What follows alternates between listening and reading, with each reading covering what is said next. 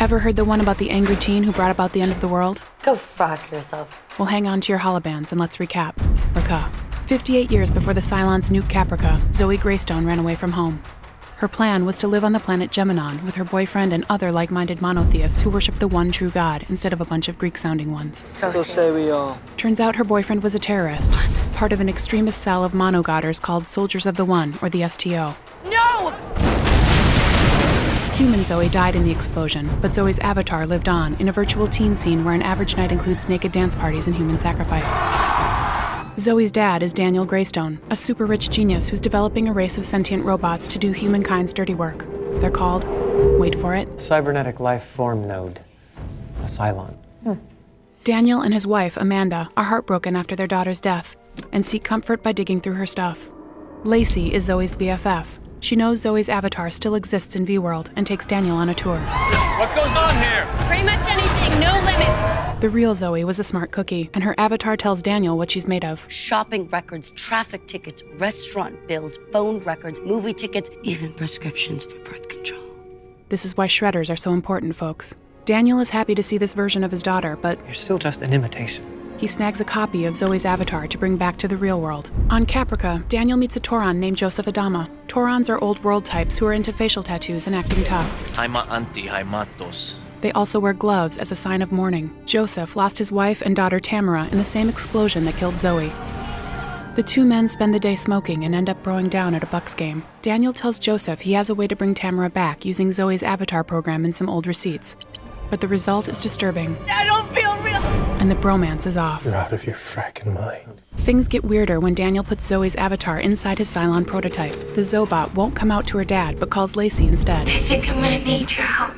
The girls meet in V-World and hatch a scheme to get Zoe's avatar to Geminon, while Zoe eats a burger. Amanda is starting to wig out after the authorities accuse Zoe of being a suicide bomber, and she loses it on TV. My daughter was a terrorist! Generating a frack storm of bad press for the Greystones. The god of the underworld very quickly issued a statement saying he's still ahead of the Greystones.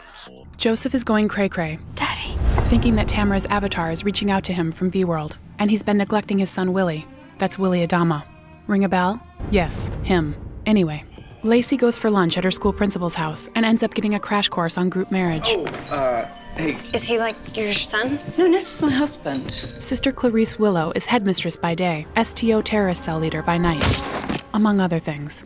She believes Zoe had special gifts and makes plans to steal the avatar program that will help bring about her vision of eternal life through something called apotheosis. No, they just don't get it. Don't worry about it. When Lacey teams up with Barnabas, Clarice's rival in the STO, the good sister tries to gain access to Zoe's avatar program by schmoozing Amanda instead. She brings over the good stuff and the two get close. I am very drunk and I am very glad that you came over. The Greystone Empire is still crumbling, and Daniel's biggest competitor smells blood. Tomas Vergis wants to take over the robot factory, and he's prepared to play dirty. My dream is to tear up your dream. Joseph begins a quest to find his daughter in V-World, but ends up throwing his real life away. His brother Sam turns Willie into a good fella, and his mother-in-law thinks he's gone soft. He's spending a lot of time slumming it in a rough part of V-World. Welcome to New Cap City. But with the help of a virtual superfox named Emmanuel, and some virtual speed, Fracking amp heads. Joseph finally tracks his daughter down. Daddy, Tamara knows her dad is in rough shape, this place is bad for you. You're wasting your life. and fakes suicide to give him peace. She can't actually die because she's a deadwalker, but more on that this season. Turns out Emmanuel is Joseph's real-world assistant, who's trying to help him out of his rut. Amanda and Clarice are getting a lot cozier and smoking the wacky tobacco, but it's not enough to stop Amanda's doom spiral, and she ends up jumping off a bridge. Zoe's avatar is still hot to get to Geminon, so she uses her Cylon moves on a lab assistant named Philemon and attempts a jailbreak. But he narcs on her, so she throws him into next week and goes OJ. All hell breaks loose on the way to Geminon, and Zoe's Cylon chassis gets totaled in the crash. So, did Zoe's avatar survive? Has Daniel gone Dr. Frankenstein? Is Lacey a terrorist? Welcome to the deep end, little one. What the frack is apotheosis? And when do a bazillion of these guys start taking over? Find out on Caprica.